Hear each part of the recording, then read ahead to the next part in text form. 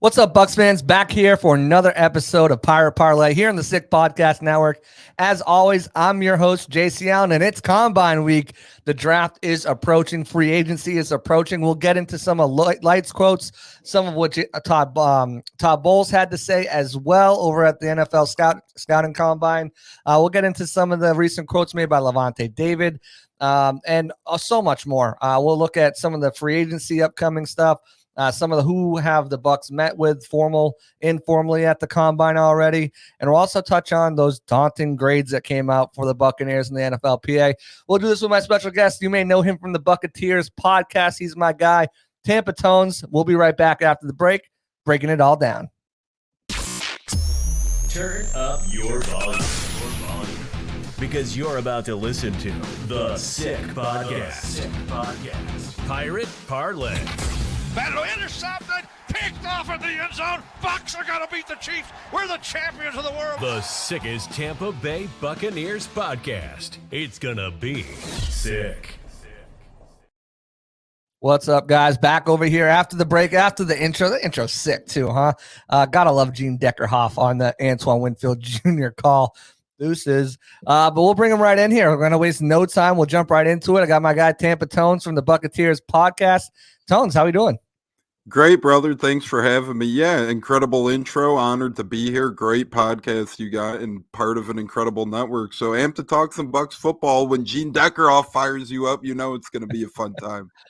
Absolutely. And I've been a regular on your show, so I figured it was time to repay the favor and have you come on here. Why don't you kind of just give a minute, if people don't know you, you should give a little intro on yourself, what the podcast's all about, how long you've been doing it, how'd you come up with the name, all that fun stuff. Yeah, lifelong Bucs fan. Used to do coverage for the Bucs, write some stuff and do NFL draft coverage for Time Skew podcast back in the day.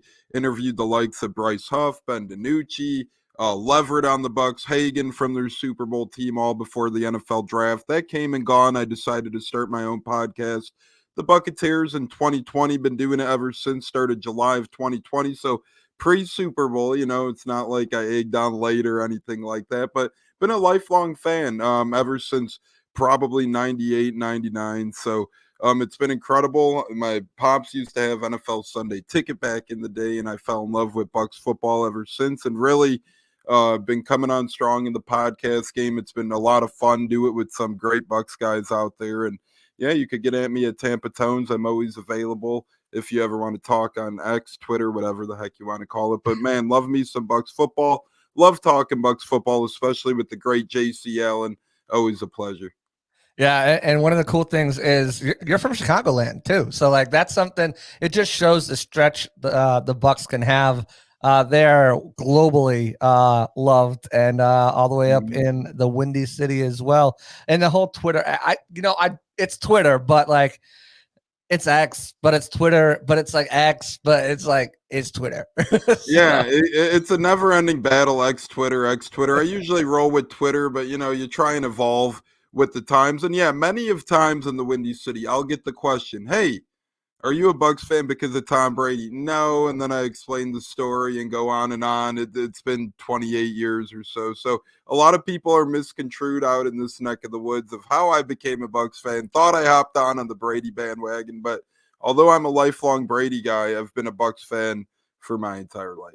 Yeah, Brady coming here surely did not help the Bucs global reach for sure. But I want to get into the combine because we are here. It feels like it's been a long time since the season ended to get to this point, but we are literally we're 14 days away from free agency. And the NFL draft combine starts tomorrow. We've had the first 2 days. Obviously, we had Bowles and Light speak on Wednesday. And then today was defensive linemen, edge rushers, and linebackers meeting with the media. Tomorrow, there'll be some more players meeting with the media.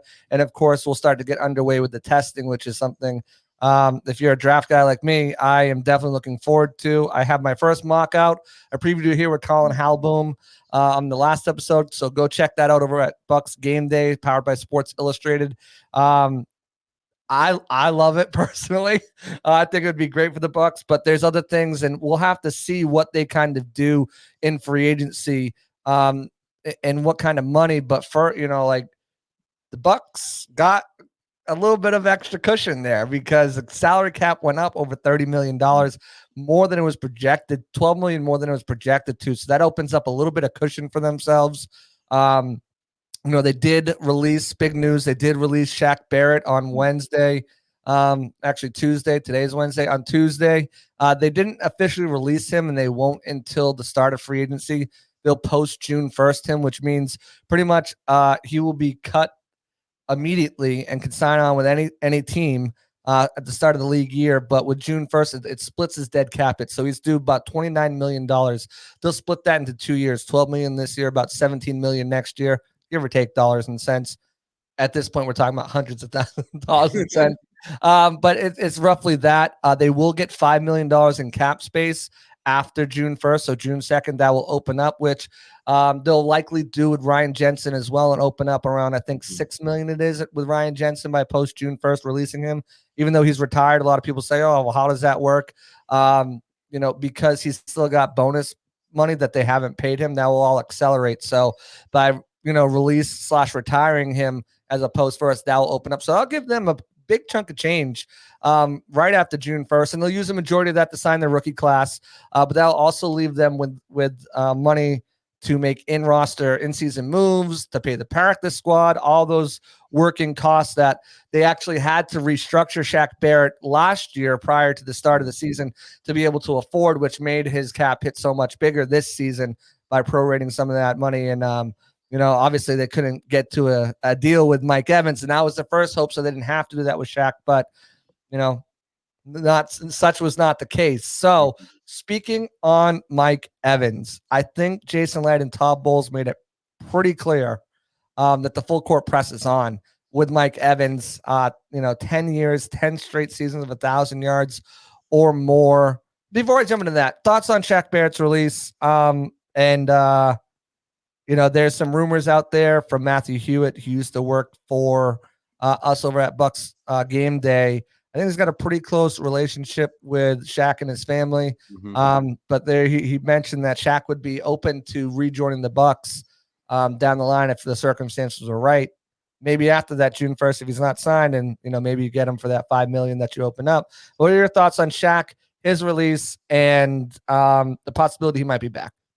Yeah, the whole thing was kind of expected, but still one of those weird feelings when it actually happened. It's like, dang, this is reality now. One of the guys that helped reshape the culture of Tampa Bay and of their past, 3-4 really good seasons, which Bucs fans aren't accustomed to, is no longer here, or at least so we think. Jordana Barrett, Shaquille's wife, Shaq's wife, has shared some interesting thoughts as well. She's made it clear that like SI Game Day's former guys said, hey, he might be willing to come back if the payday's not there in free agency. He's a heck of a ball player. Someone could go in on a 1-year prove-it deal with this guy, give him money, and he could go out and earn it. Let's not forget, he was dealing with a lot last year. He had a huge injury to come back from. He obviously had the sudden tragic loss of his daughter. So battling a couple of things, and we know the first season coming back from an ACL injury is always tough. So I think whoever gets him next year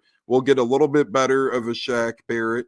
They'll be saving a little bit of money as well, as the Bucs still had to give him somewhat of money by releasing him. And at the end of the day, I think it'd be tremendous if he did decide to come back to Tampa. He's open to it. His family's open to it. Where there's smoke, there's fire. And he might be a guy who's at this point in his career, he had his big payday now. He might be willing to take a little bit less money to stay with familiar territories. At the end of the day, he's going to want to go somewhere to compete. He's used to winning 2 Super Bowls now, one with Denver as a backup, one with Bucs as a prominent player. He's not going to go away from winning football, in my opinion. But at the end of the day, family's very important to him. He just had a newborn as well not too long ago, and he's getting very comfortable, but with not only the Tampa area, but with the Bucs owners as well. I think Shaq, it's sad right now, but it was expected, but I wouldn't rule out him coming back. I put it 50-50. I think there's a realistic chance of him potentially coming back down the road if things fall apart for him in free agency. Yeah, I think, first of all, Shaq Barrett, friend of the program, thank you so much for having him on. He's got one of the coolest cadences, I think, when he talks out of anybody. And he's just such a great guy, a humble guy But the production did drop a little bit. Still one of the best in run defense as a guy setting the edge. He's one of the top guys in the league. And the problem I think with Shaq is, and we talked about it on this show, actually, the pressures have been there. It just hasn't been finishing. And part of that, he alluded to, and he was right, the quarterbacks were getting rid of the ball extremely quickly. And they continue to get faster and faster to get rid of the ball. So these guys have to be faster and faster in getting them. And I think that's, you saw some of that with Yaya Diaby and Kalijah Cansey. The speed is the name of the game. As everyone else gets faster, you got to get faster with them. And unfortunately, as you mentioned, coming off an Achilles tear, you're never right away 100%. And when it happened week 8 last year, for him to even get ready and not even make the PUP list in training camp was impressive. But I think you're right. As I'm starting to put together my mock offseason for the Buccaneers that I'll be dropping a couple days before free agency officially begins, I had different routes I wanted to take. Okay, they open up some money. Could I afford a Bryce Huff? Could I afford, someone like that? Because, I'm trying to stay true to the cap as well. Could I, or maybe do I roll with Josh Uche, Dorrance Armstrong, or a Andrew Van Ginkel type? But now I think with Shaq and his willingness to come back, and really I look at the landscape and I'm like, those guys are going to cost you upwards to $5, $6, $7, $8 million. Huff is going to cost you somewhere in the mid to high teens.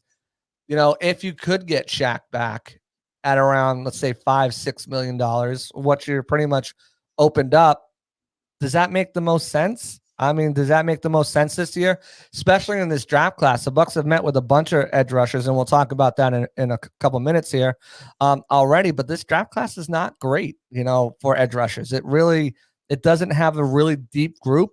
And I think when you're getting to where the Bucs pick, the Chop Robinsons, the Braylon Trices, the Chris Braswells, there's certainly guys that have intriguing traits, but they're not polished. They're coming in, and I don't know if they're starting for you day one. I think you're likely probably starting JTS and Yaya, and hopefully, they can kind of work their way into a rotation. But I don't know if I don't think you have a day one starter at pick 26. If they traded up and maybe got which is unlikely, but if they traded up and got maybe a Jared Verse or a Lati Latu or something like that, maybe I can see them coming in and winning that starting job. Chop Robinson, I think, is the only guy that's got that. But I think he's going to increase his draft stock this week. So, I mean, a lot of people have him mocked right now. The Chop Robinson plans on running a 4.4, plans on jumping, a broad jump. Like, he's got these measurables that he's been testing at on his own. He expects if he runs those at the combine, like, he's probably now out of the range of the Bucs as well, unless they wanted to trade up, which with only 6 picks in this year's draft, potentially a late 7th in as a compensatory pick for losing Mike Edwards last year. They're not going to be in the range of a guy like that. So do you just bring Shaq back and run it back and have another year development by Yaya Diaby?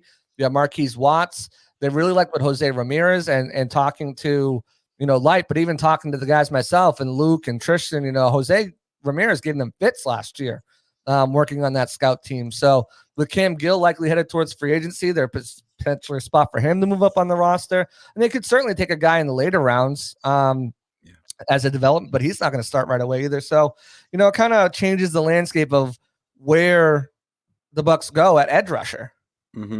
Yeah, and I agree with you. And another thing working against Shaq Barrett out there's a lot of good edge rushers in the free agency class this year as well of 2024. You got Josh Allen, who's still in his prime, 27 years old. He's going to be highly sought after. Brian Burns from the Panthers, someone who a lot of people thought they should have traded in years past. They probably should have, because I don't think they get him back at this point.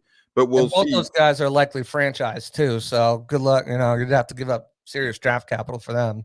True. Which the Bucs aren't doing. Yeah, and then you got Dan, and Brian Burns could get tagged and traded, but you still got Jonathan Greenyard, and you got a couple other guys as well, Daniel Hunter. The list goes on and on. Bottom line is there should be some edge rushers, DNs available that are going to give Shaq Barrett a tough time finding a payday. Will he find a home? Absolutely. Will he find the payday? Maybe not, and that's where he might scoot back into Tampa. But you're right, a lot of those guys are going to get franchised. One guy who's not, though, the Jets pretty much came out and said they're not going to use a franchise tag on Bryce Huff, it seems like. But to your point, he'll be too expensive. And he was actually one of my first interviews I did with TimeSkew when I was preparing for the draft. So that was kind of cool stuff. But all in all, Shaq Barrett has a really, really crowded room in free agency at edge rushers. Even Chase Young, he's probably, not that his production was there, but given his age, same with Zadarius Smith, he's a little older. It's a crowded room at edge rusher. And it's going to be really interesting to see how that unfolds. I'm interested to see. I mean, I would go with as well, Andrew Van Ginkel. So it's a deep class at the edge position in free agency. I think Shaq Barrett returning makes a lot more sense when you look at a deeper scope into things, as such as a draft, as you alluded to, not too deep of one. Edge rusher free agency, really deep of one. The recipe's there. Will it happen? Who knows? But I wouldn't rule it out. Yeah, right. I mean, and even going deeper, Bud Dupree's out there who had a down year, but's been good. Yannick Ngakwe, Leonard Floyd. I mean, and then for younger guys, Judah Gross Matos, Clelin Ferrell, who had kind of a small resurgence. There's a lot. Kyle Van Noy had a heck of a season for the Ravens. There is a lot of talent at that edge rusher position in free agency, which, again, and you alluded to it, he's here. He just had a kid here. His family, even if he goes else and plays where else, I highly doubt they're packing up and following him. They'll probably remain based in Tampa, and they'll do the weekend game thing, and maybe he'll pop down, during the week, and especially the bye week and stuff like that. But yeah, I certainly think there's definitely a possibility for Shaq to return in free agency. Speaking of returning in free agency, Mike Evans, Baker Mayfield, I'm like 95% both of these guys are coming back. Like half of the comments, Baker wants to be here. Jason Light said, if they might have to strain a little bit, but they're going to get it done. I listened to Jason Light on the Ira Kaufman podcast over from the guys over at Joe Bucs Fan, and he pretty much, said the same thing. He said he's been having conversations with Mike all season and saying, hey, we definitely want you here. There's, just cap ramifications and stuff like that. Obviously we would have wanted to get something worked out, yada, yada. But I don't see a realm of possibility where Mike Evans and Baker Mayfield are not back this season together. Baker, loves it here. He's settled down. He's about to have a baby. His best friend is Tristan Wirfs on the team, who they just went to the Bahamas with, and he's having a baby like 2 weeks before Baker's having a baby. Just listening to Jason Light just talking about how, Mike loves a guy like Baker Mayfield, and how at his stage in his career going to, that means a lot, is trusting your quarterback, knowing who your quarterback is, not going into an unknown situation. That 5% I give to Houston, everybody else I think is out of the running. But I don't see a realm of possibility where Mike Evans, Baker Mayfield are not lacing it up and throwing on a Bucs jersey next season, especially after comments I heard from Jason Light. The question is how much, because I think when we were talking about during the season, I even came on your show and we were talking about Baker get the Geno Smith deal. I think that has gone up a little bit, especially with the cap going up. There's two ways to look at it, and agents certainly will look at it this way more so than fans, but percentage of the roster. What, or of the cap, what percentage of the cap are guys making around the league?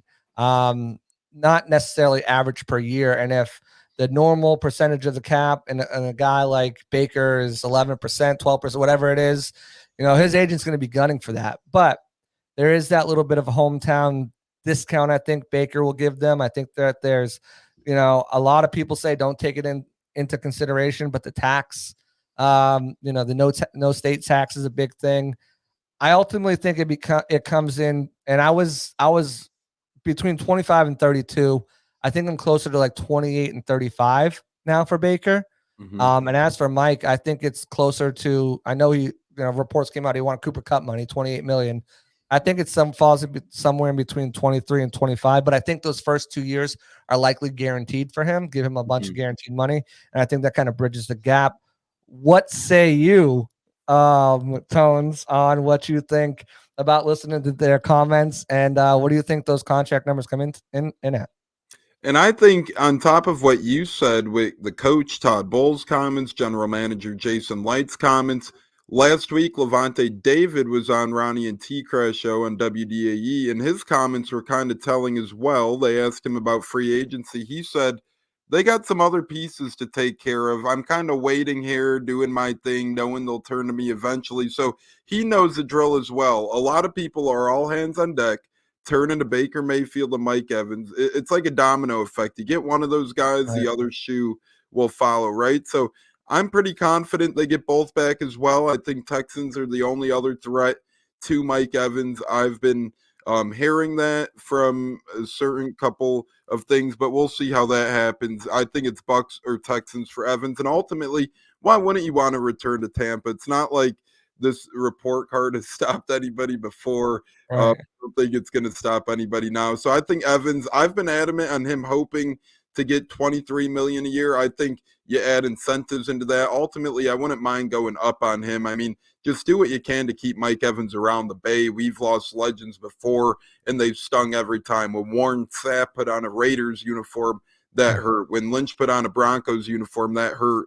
I don't think Bucs fans want to go through the same thing with a guy like Mike Evans. So I think Glaziers, Jason Light, Todd Bowles, they'll do the right thing. They'll bring him back. As you said, first 2 years probably be guaranteed as well. I'm thinking 23, 25 million, maybe add in some good incentives for the guy. And as you said, state tax does matter. I know some people aren't fans of saying that, but it does. And multiple Bucs free agents who have returned have said the same thing as well, that they've returned because they've saved some money on Florida state tax as well. So that's a big factor. And as a Baker Mayfield, I mean, this is a guy where last year, right after he signed, you've heard of him going out on the town with wide receivers like Mike Evans and Chris Godwin right away. You've seen him take his offensive lineman to the Bahamas. Now you fast forward, he's going back to the Bahamas with Tristan Wirfs. Oh, and his wife, who's pregnant, Baker's wife, who's pregnant. So Baker loves it here. He loves what he's built here. He went golfing with a lot of the guys over the course of past offseason. You know he's going to do a lot more great stuff this offseason. He does not want to leave. He loved Cleveland. He breathed Cleveland. They gave up on him. If it was his choice, he'd still be here. He had to find a new home. What has he done? He's found it in Tampa.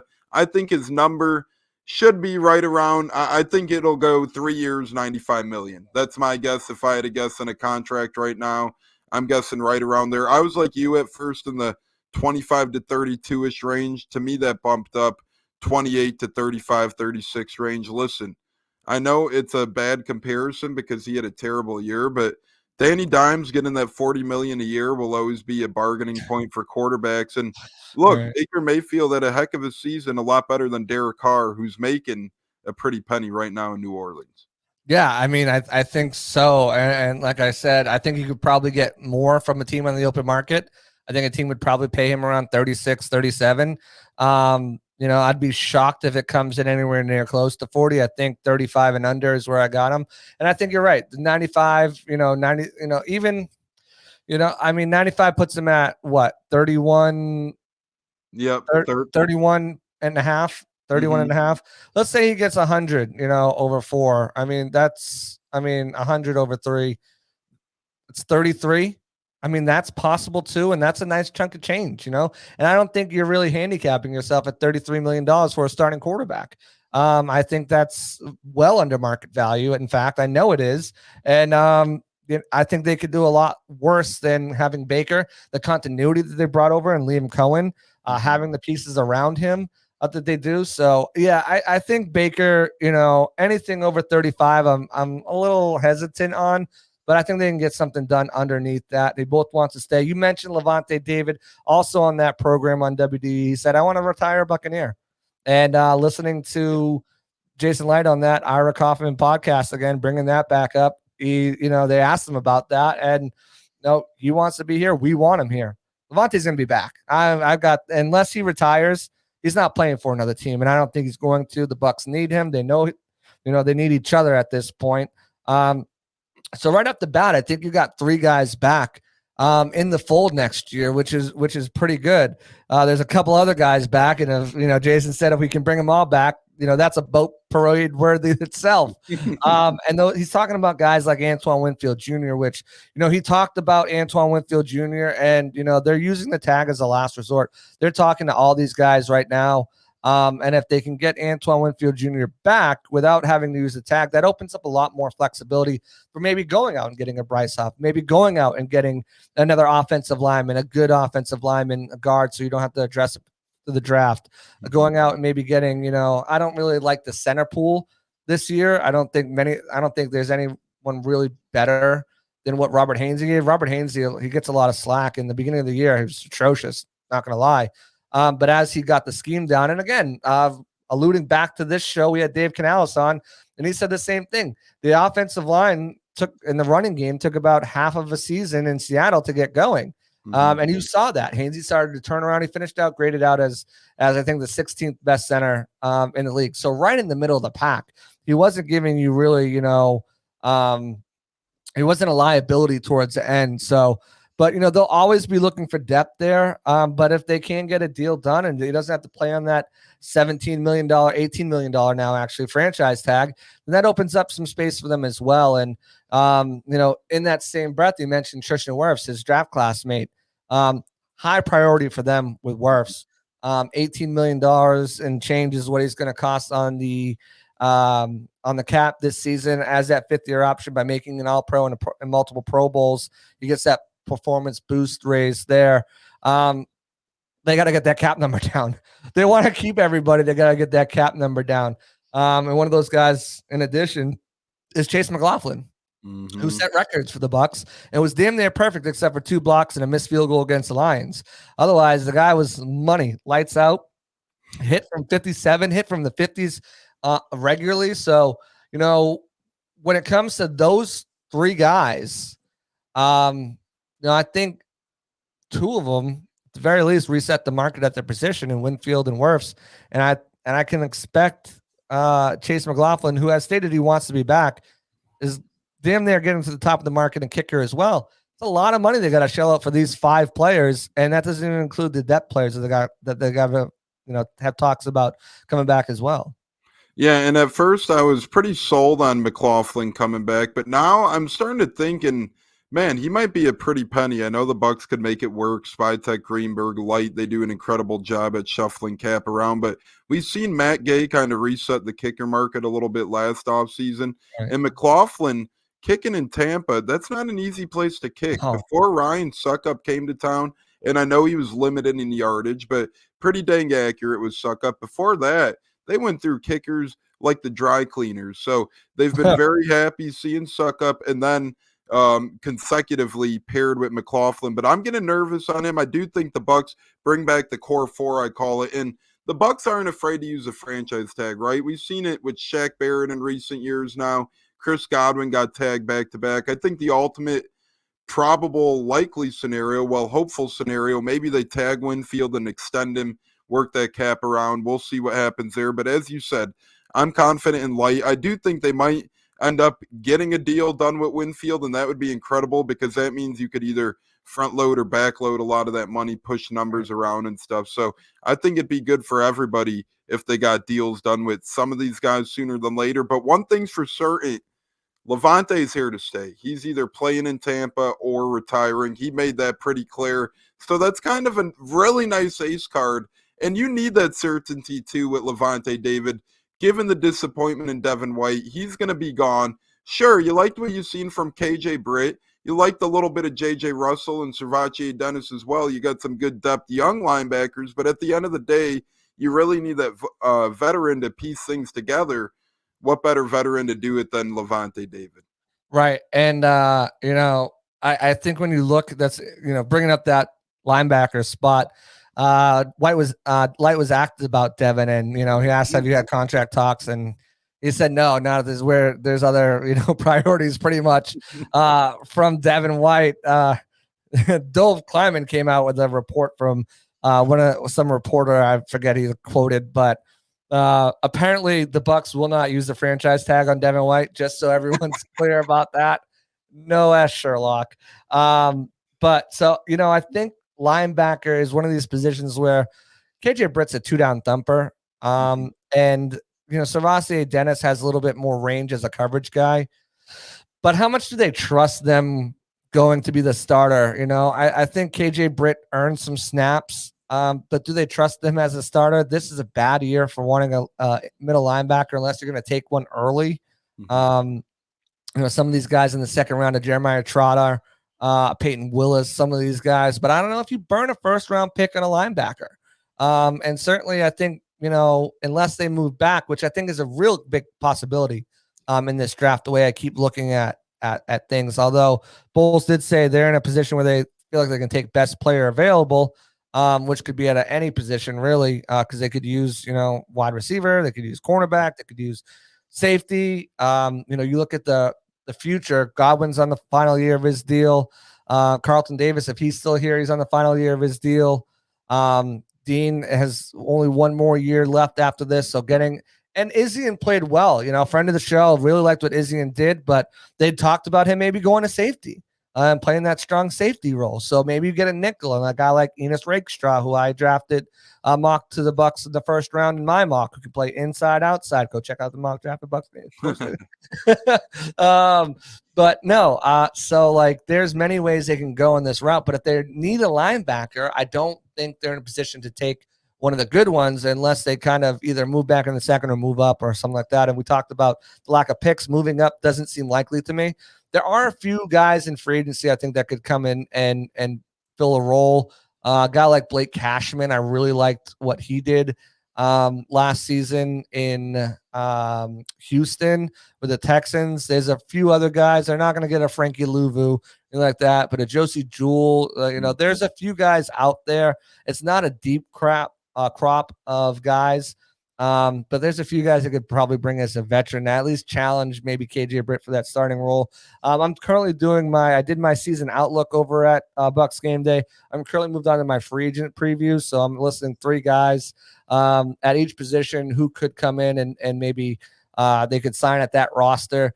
Again, I'm not getting off the rails. I'm like, yeah, bring in Michael Pittman Jr., bring in these top players, but like realistic signings that they can make. It's funny. I posted on Facebook, and it was a picture of Ryan Tannehill for quarterbacks, and people were kind of roasting me like Baker's coming back. What do you know? I'm like, tell me you read the story. You didn't read the story without telling me you didn't read the story just because of the picture of Ryan Tannehill. Right. But I digress. But no, I think the Bucs have an opportunity now if they can get these guys back to maybe make small splashes. I don't think they're going Macklemore, thrift store shopping this season. They can make a couple good signings to improve the team while also, looking towards the draft. And I think, when you look at the positions that need some help on the roster, linebacker is one of them. I think defensive tackle is one of them. I think getting, another edge rusher in there is one of them as well. Obviously, we just talked about linebacker, but edge rusher is a tricky one because they like what they saw in Marquise. They like what they've seen out of Jose. They've got Diaby, who's young. They got Tryon. They got Nelson. That's 5 guys right there. How many guys you're going to stack in that room? It kind of depends on, what are you going to do? But the Bucs have started talking to guys. Good friends over at Pewter Report. I've been trying to keep up with it too, but they're boots on the ground there. Unfortunately, we don't have anyone right there. I'll talk to my wife about that next year.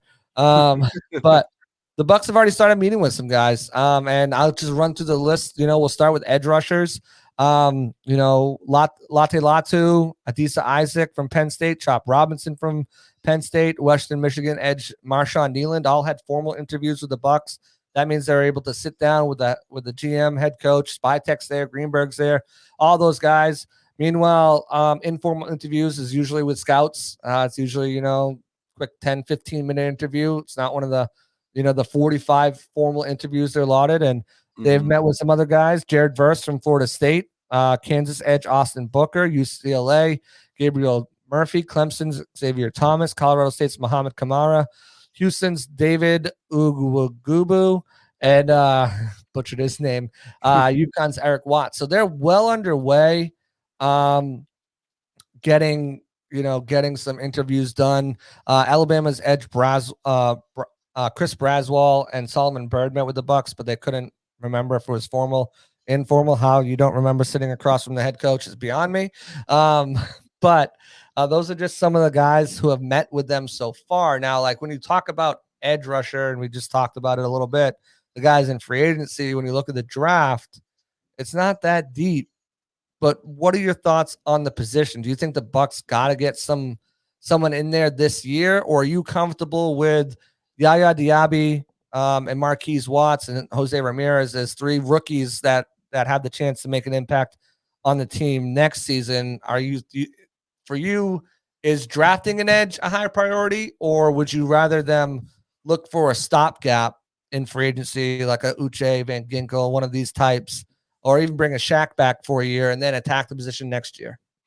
Yeah, don't get me wrong. I love these young edge pups we got. I think they're all high energy. They all kind of found their place as the season went on last year. I think JTS got better in his limited role down the year's stretch. I think Yaya really flourished when he got his chance to start. I think Marquise Watts in the preseason, when he actually got opportunities, he looked tremendous as well. So I think the core is there. Anthony Nelson, I love his motor. I'll never have a bad thing to say about Nelly. He's just always given it his all. However, you're kind of missing, to me, that perennial edge guy still. Even if Diaby pans out to his full potential, even if JTS takes the next step, I think the Bucs are still needing that dominant edge rusher. Will they get it in this year's draft or free agent class? Probably not, but the Bucs do love drafting defense. The past several years, they've just went Kalijah Cansey, JTS, Logan Hall. So wouldn't shock me to see this regime again attack the front seven defensively in the first round if they elected to go that route, or trade back. They could probably get a Chop Robinson if they trade back in round one, maintain round one, add some draft capital as well. However, at the end of the day, I think they're going to use that first round pick probably on, I think they're going to trade back. I think that they avoid edge in the first round. I think they go interior O-line in round one, most likely. Maybe another position. You never know at this point. Maybe best player available, sure. But I think they go more so stopgap veteran edge rusher, whether it's Shaq, whether it's another guy. I think they pass on that round one, given they did just use three, Logan Hall wasn't first round pick, but three of their first picks in the past 3 years on the front seven defensively: JTS, Logan Hall, Kalijah Cansey. I think this year they shift that to a veteran focus and turn their first pick elsewhere. Yeah, I do too. And I see a lot of interior offensive line. And for me, it really, if you get a good one, and like I'm talking about Tristan Wirfs caliber or just under, they get really expensive down the line. Even guards can get expensive. Center's not as much, but I mean, that fifth year option balloons up to, 14, 12, 14, $13 million. That's a lot for a fifth year option, but it's usually worth it if you can get a guy and get him that far. But I think, and I don't want to call him cocky because the success rate has been so good. But when you just go through some of the names, right? Donovan Smith, Ali Marpet, Alex Kappa, Luke Gedeke, Cody Moak. Mm-hmm. Does Jason just feel like, I don't need a first round guy? I can get a guy. I can get a guy that's maybe not from like a traditional offensive line school, and I just need a guard. Am I going to spend a first round pick on a guard or a center? Especially center to me is, like I said, I don't think Hainsey was terrible. Could they upgrade him? Yes, but how are you sure that a rookie's going to upgrade him? And what if Hainsey beats out your first round center? What if he does? Now you're stuck with your first round center sitting on the bench for the year. You're not getting anything out of him. Tom Brady's not here. You don't got the luxury of picking guys to just sit, you got to get guys on the field. And I could see guard more than center just because that is a hole. That is a spot. And then maybe you're looking at, a Troy Fatanu from Washington or something like that. But I think you can get it. Yeah, I think you even get that trading back. I'm with you, man. I'm on the trade back train. I think you can get a second and third round pick, get in that mid-second round, and that's a sweet spot. That's where you can get, a good offensive guard. That's where you can still get, if you want a cornerback, a TJ Tampa type, or a wide receiver with an Xavier Worthy, or if you wanted to get an edge rusher with, a Chris Braswell or an Adisa, or, you want to grab that Tyler Nubin safety or Jaden Hicks, or I just think there's so much talent on day 2 that moving out of the first round, losing that 5th-year option is tough, but moving into day 2, there's so much talent there that can really come in and round out your team rather than using it on a guard or something. Now, if I wrote about this, if they do trade Carlton Davis or release him, I was talking to a couple guys who are, that's what they do is contract trade projections. They think that a late third, early 4th isn't out of the realm of possibility for Carlton Davis in a trade. And that if that's the case, then maybe cornerback becomes at the forefront. Todd Bowles mentioned that he doesn't know where Zion's going to play, but he wants him on the field. So maybe they feel like he's ready to be a starting corner. I feel like the Bucs are in a pretty dang good position because the positions that they're probably looking at for immediate starters, safety, guard, there's guys in that 2nd and 3rd round I think you can plug and play right there. So another position that they need, though, that they're not going to find in the 1st round, they're not going to select in the 1st round, defensive tackle. They just took one last year. They're not going to go there. But hello, can you hear me now? Mm-hmm.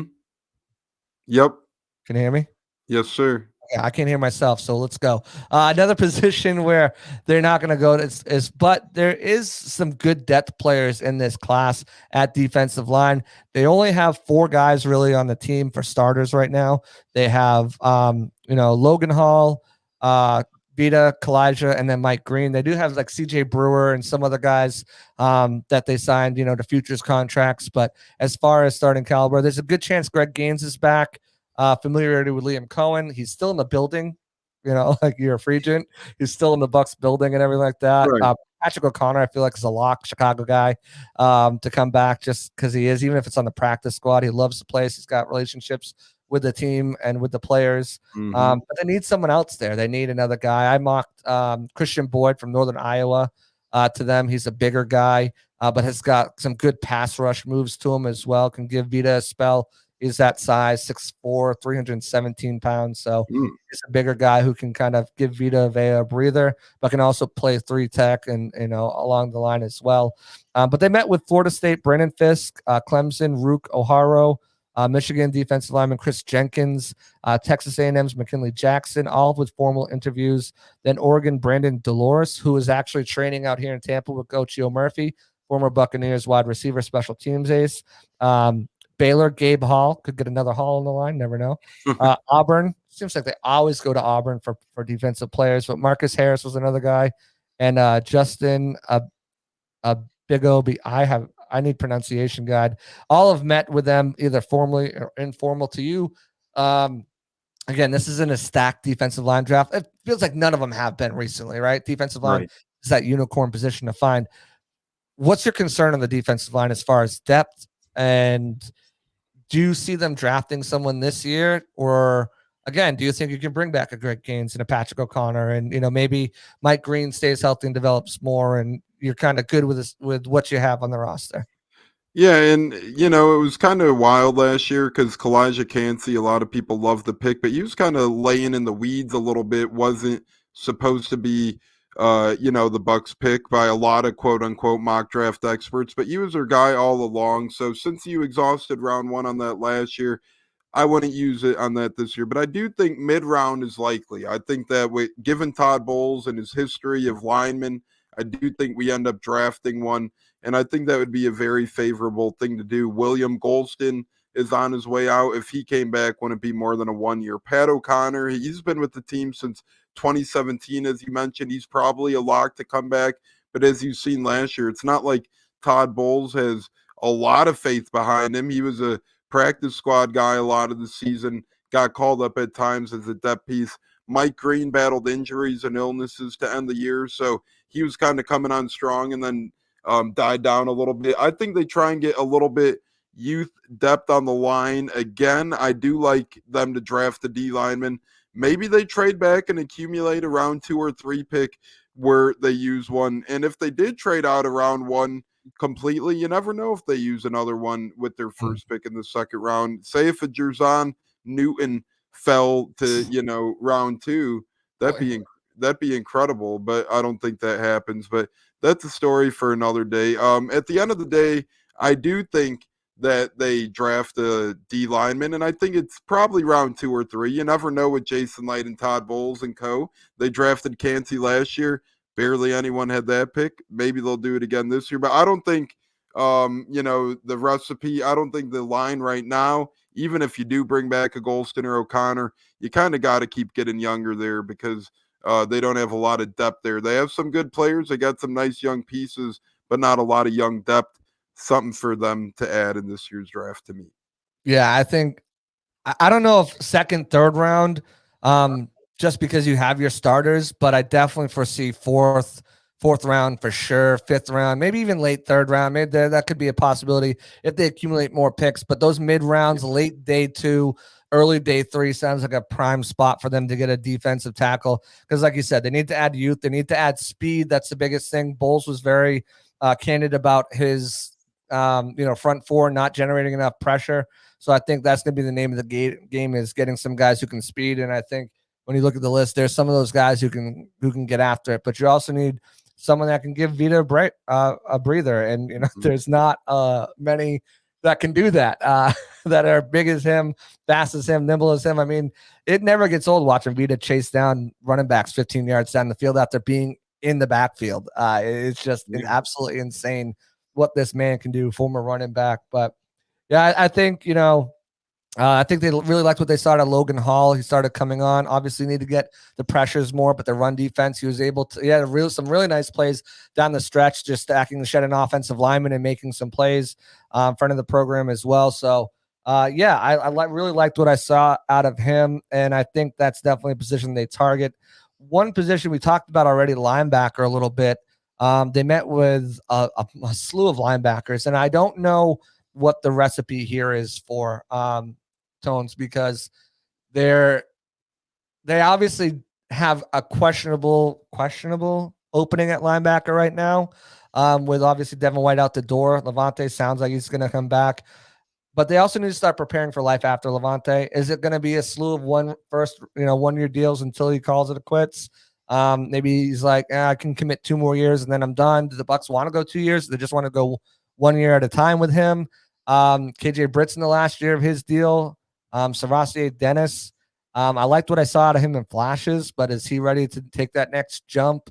They need to get somebody else in here, and whether that's an early pick, and they want someone to start next to him, or if that's a later pick so they can start grooming and have, a nice 3 core linebacker group behind them to kind of start grooming. That's the big question, I think, when it comes to that position. Or do they go outside to free agency and spend some money there? There's a lot of question marks surrounding that group, and the Bucs certainly did their due diligence. So the top 3 are formal interviews with Michigan's Junior Colson, Mississippi's Nathaniel Watson, and North Carolina's Cedric Gray. But then it gets deep in the woods, man. They interviewed North Carolina State Peyton Willis, so I think is going to have a big week this week. Notre Dame's JT Bertrand, Texas's Jalen Ford. I like Jalen Ford a lot for a fit. The problem is I think he's going to be a early fourth round pick, maybe a late 4th round pick. So it might be tough to get him. They'd have to sacrifice at a different position unless they can maneuver and trade back, acquire more picks. Florida State's Tatum Bethune. UCLA's Darius Massow. I could be butchering all these names. Forgive me if I am, if you're a fan of these guys or know them personally. Penn State's Curtis Jacobs. I can pronounce that. Temple's Jordan McGee. Wyoming Easton Gibbs. Georgia, I'll save him for after. Texas A&M Edrin Cooper, who is gaining a lot of steam right now at an informal. Michigan Michael Barrett. Missouri Tyron Hopper, and Notre Dame Maris Leif, who believes he met with the Bucs informally, but wasn't sure. Again, how do you not know if you're standing across from Todd Bowles? But another guy too, Georgia inside linebacker John Trey Hunter. John Trey Hunter was my 7th round pick in my mock draft. I like this kid. Very raw to the position. Very raw. He played safety a lot, so he doesn't really have the intricacies of an inside linebacker. But you want to talk about a guy who can cover tight ends, running backs, and wide receivers as well, because he's played a lot of the slot box safety. Like this kid, he can lay the lumber, he can stack and shed well, but there's times he's just lost out there because he's still learning what an inside linebacker position's got is, especially when he comes to the NFL. So he's a sleeper pick that I like a lot. I think he might get drafted higher than I have him just because of the intangibles. But I mean, that's a slew. That's, I mean, 1, 2, 3, 4, 5, 6, 7, 8, 9, 10, 11, 12, 13, 14, 15, 16, 17 guys at linebacker comparing to, only 9 guys at defensive line and, less than that, a little bit more than that at edge. They really went to work with the linebacker spot. What do you ultimately think happens? Is the answer on the roster with KJ and Servassier? Do they go on free agency and sign maybe like a Blake Cashman, someone who racked up tackles with the Texans, plays in a similar style system rather, and can also, got 5 sacks, I believe, as well? Or do they go to the route of the draft? And if they go to the route of the draft, has anybody popped out for you as potential guys that they could target, maybe even as soon as day 2? I like Curtis Jacobs as a name to watch from Penn State. He was on your list of potential meetings. He's a guy who has really good hands at linebacker, and they've had their success in mid-rounds from Penn State in years past. Donovan Smith, Chris Godwin, Jason Light, both of those guys, they paid off pretty dang well for him, I would say. So I wouldn't be shocked to see him dip back into the Penn State pool. They're really nitty-gritty players most of the time. Big Ten football, you get that tough football. I like him in the mid-rounds, and it is interesting because I think Levante does come back ultimately, probably for 1 year. I think this would be his last year. Anytime there's smoke, there's fire. He keeps flirting more and more with retirement, seemingly. With that being said, I think this is a year to get younger yet again. I know some people will say, well, they do have Servace Dennis, KJ Britt's still young. Well, you never know if Britt balls out this year, like you said, last year on his contract. Even if he plays more, they could very well lose him in free agency next season and be in the same spot again next year if Levante David retires as well. I Then got 2 guys you got to replace if exactly. Servassier is not ready.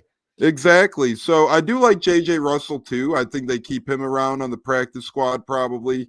He showed a couple good flashes when he had to step up last year.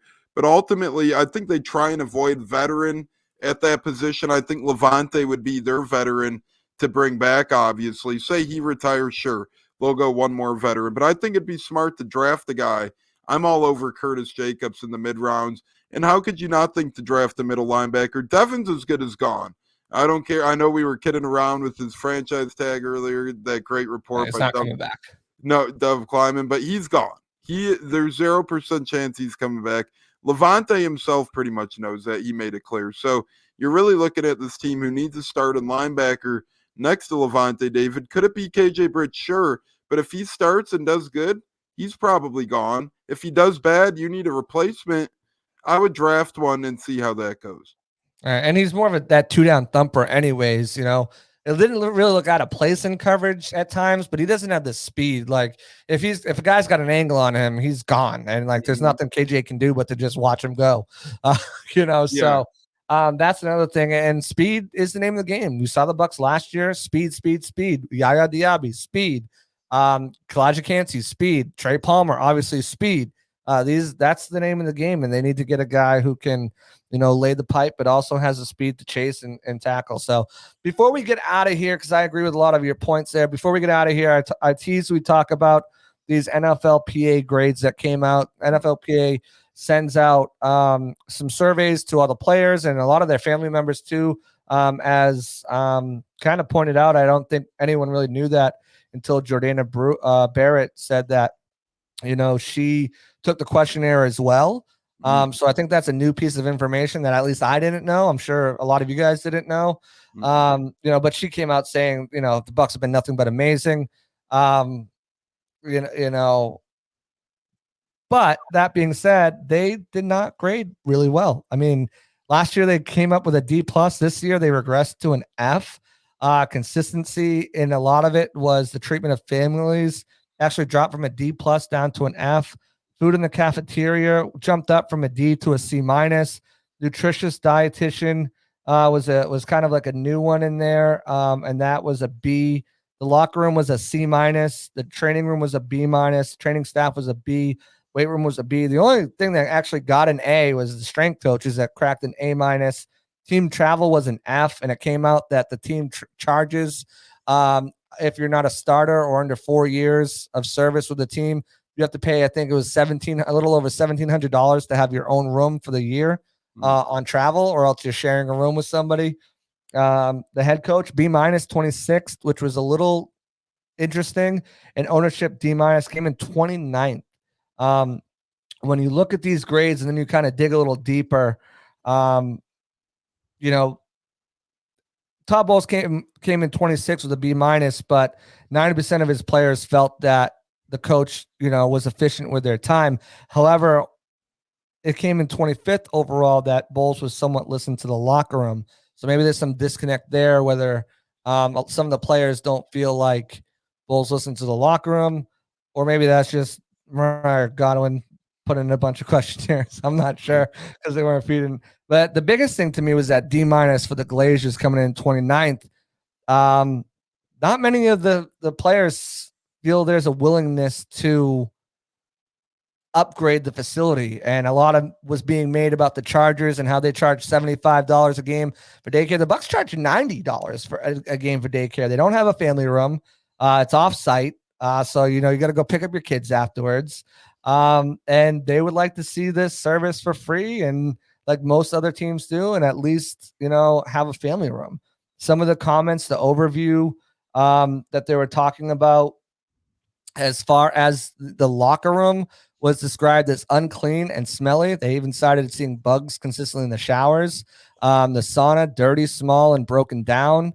And then it kind of gets into that, $1,750 for their own room for younger players. They're not starters. And then, the $90 per child. So I've been in the locker room. It's outdated. It is small. You see some of these locker rooms around the league, or especially in college. I mean, these things are like state-of-the-art facilities. The Bucs have folding chairs to sit in, where even some of the newer locker rooms around the NFL, they've got these, recliners in their lockers that they can fold down and put their stuff in and whatnot. There's not really much space for them as far as if they wanted to hang out in the locker room. There's 2 couches and 2 love seats, really, and a couple tables for them to play cards or eat their food at, or play chess was a big thing. But it is small. It's a small area. And it does smell. But again, these guys are coming in out of practice afterwards. So like that's here nor there. Right. The locker room at the team at the stadium is a much bigger, more wide open space. It's like probably double the size of their locker room, actually. But what are your thoughts on the grades that came out and on the Bucs? And if you're the Glazers, what do you think they're thinking seeing all this come out? I take this list with a grain of salt personally. I don't really invest too much stock into that. The Kansas City Chiefs are ranked 32nd on this list. They're back-to-back Super Bowl champions. Their ownership got an F-. That's just a little bit hard to believe to me. You've seen guys like Booger McFarland, Jordana Barrett, Rick Stroud come to the defense of the Buccaneers organization and the Glazers at this point. Some pretty prolific people there. And I'll say this. Are the Glazers happy? No, the Bucs actually did just moments ago come out with the rebuttal statement for the NFLPA saying, hey, we take this very seriously. We're going to undergo some things and see what we could do to make changes. But I don't think any free agent looks at this report card and says, I'm not going to sign in Tampa because of X, Y, and Z. Now, some of the things that we mentioned are surely pathetic. The bugs are a problem. The sauna being broken down and outdated, surely a problem. The youngsters having to pay that much for their own room, that's a problem to me. I will say this, a little confused on the travel because I know firsthand, I always go to the Bucs games when they play in Indianapolis. They stay at the highest end of high-end hotels. Stinks for younger players they have to pay, but I know they're really staying at great hotels, specifically in Indianapolis. They just updated where they stay at Green Bay to a nicer, more recent hotel as well. So maybe their airfare or whatever they do for air travel is not that great. But I'll say this, their team buses are pretty nice, it seems. I've almost been by one. So a little confusing there. I'll dig into the head coach. 26th ranked head coach. Very, very surprising to me. Seems like a lot of players like Todd Bowles. As you said, maybe a little disconnect in the locker room. But I'll say B- isn't a bad grade, but to be a B- ranked 26th, that means a lot of teams out there, like their head coaches a lot. So I guess maybe a little concerning there. The only 3 head coaches that got worse than a B- all got fired, I believe, Josh McDaniel and, a couple other guys as well. So it's interesting to me. I take it with a grain of salt. I think the Glazers, do they reflect on it and do they strive to get better from it? Sure, maybe here and there.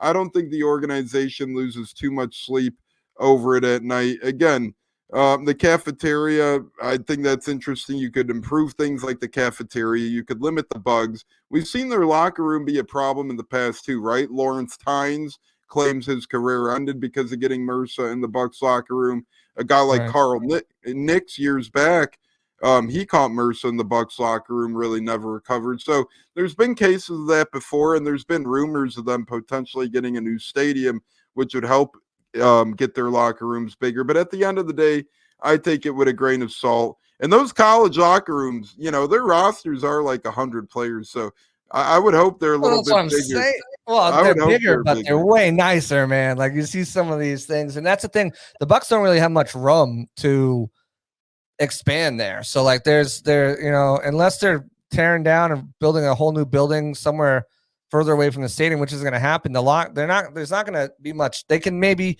change it like the lockers themselves. And like I said, maybe some of those recliners and with some flip downs. But as far as spacing goes, there's nothing they can do about that at all. I mean, they just cut our media room in half for a recording studio. So like our media room's tiny now. And that's underway. But you mentioned the Bucs put out a statement. I'll read that too, and then we'll kind of wrap up and get out of here. The Bucs said, "We value the NFLPA report and input from our players that it provides. The feedback allows us to examine, address, and improve many areas of our operation. We hold ourselves to the highest standards as we strive to be a first class in everything we do." Tampa Bay Buccaneers. The things that I get the statement, whatever, I know take a grain of salt, but the things that really just stick out to me is that the trouble areas that were there last year and even the year before are still present, family situation, this and that, so some of these things like travel, like you have the opportunity, you knew 2 years ago, you knew last year, like, what do you, because it's getting a lot of backlash. There was no statement last year, which I think is interesting. There's a statement this year, so maybe that's something they're going to do. And the last question before I get you out of here, I posted this on Twitter or X. Twitter X. We'll go back to that. We started the show with that. We're ending with that. Debate. But how much do you think top tier guys who are getting the bag? Whatever. I'm getting the bag. Yeah, man. But those guys who are in that middle to maybe lower spot, maybe have to settle for a veteran minimum. Maybe have to, just a little over. How much do you think that these grades kind of weigh on their decision? Like, let's say a guy was choosing between Miami and Tampa, and both of them contenders for different reasons. But how much do you think that he looks at that report card and goes, well, Miami looks really nice. They're offering me the same amount of money. There's no state tax. I fit in well with both of these things. I really like both of these. I'm kind of torn. And they pull up that report card and see that the Bucs treat families like shit and their food sucks and the ownership doesn't care and there's bugs in the shower, and they look at Miami and they're like, well, everything's good. Do you think that plays into, and how much do you think that plays into a free agent's decision, now that these are kind of more public and out there for everyone to see?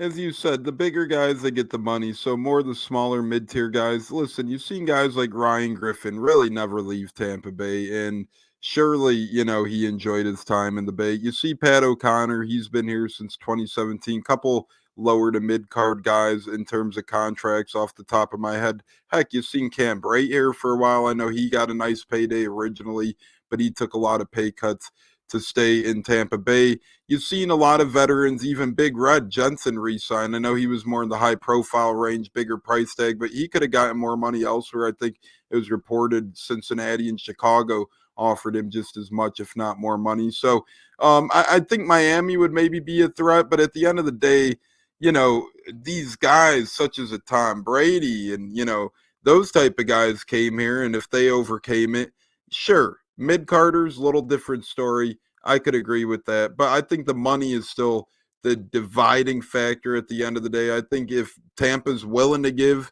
a little bit more money, there is no tax here. The guys could put maybe Bugs in the shower a little bit behind him. And I know the young guys, it is annoying for them. I think that's probably my biggest pet peeve is that those guys do have to pay for their hotels. To me, that's a little bit ridiculous. That makes no sense. It's not much. I mean, it's in the grand scheme of things, it's like $200, a hotel, but it's still like, come on, really? Yeah, Like, yeah, and I guess I need more, explanation. If you're a practice squad guy, they call you up, are you needed to pay that? You know what I'm saying? And right.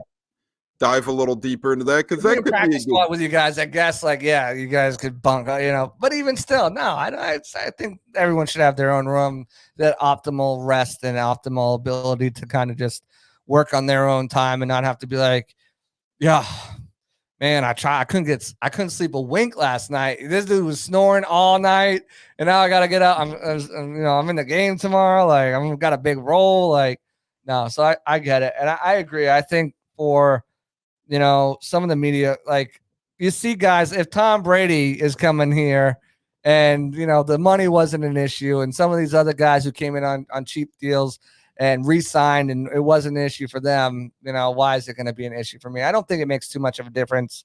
Maybe if you're comparing, one team to another team and you have these two options, but for the most part, I don't think it makes a huge difference. Tones, I want to thank you so much for being here, man. We took a little bit of time here. We went over the comments on the draft. We went over free agency. We went over the meetings that they've had with some of these players, your thoughts.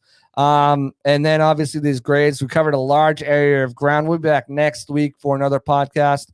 I'm trying to get myself on a free agent expert guy on here to break down some of this free agency coming up the following week. So hopefully we can get him on here. I'm trying to get a couple other players, but they're kind of, they're settling into their vacation time right now. So, but we'll get more people in there. But Tones, thank you so much. Go ahead, promote yourself one more time.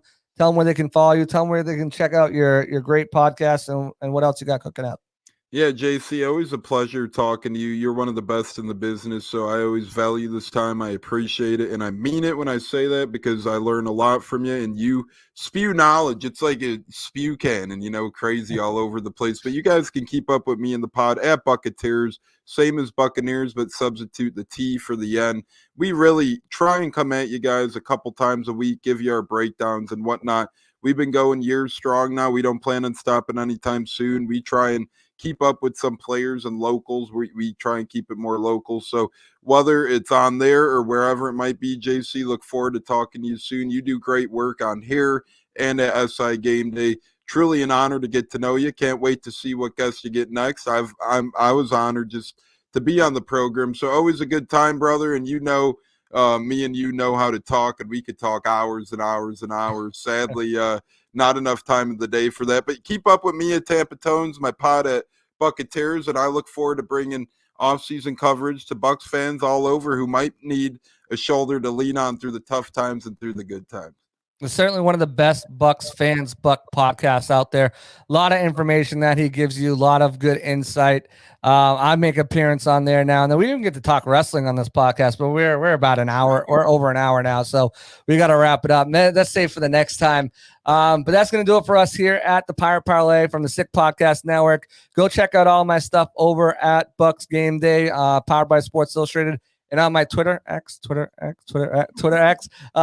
at JC Allen NFL. Got all the stuff there. I'm your one-stop shop for Bucs stuff, whether it's the content that we're pumping out over at Bucs Game Day, whether it's my podcast here going up there, whether it's PFF, whether it's what other people are thinking, local reporters, team itself. It's all condensed for one spot for you to enjoy and just not have to scroll through a million sites. I've got it all right there. So definitely keep up with that. I want to thank you guys for tuning in to another edition of the Pirate Parlay here on the Sick Podcast Network. We out.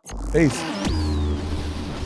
And that's a wrap. Hope you don't miss us too much until next time. Follow the Sick Podcast Pirate Parlay on YouTube, Facebook, Google Play, and Apple Podcasts.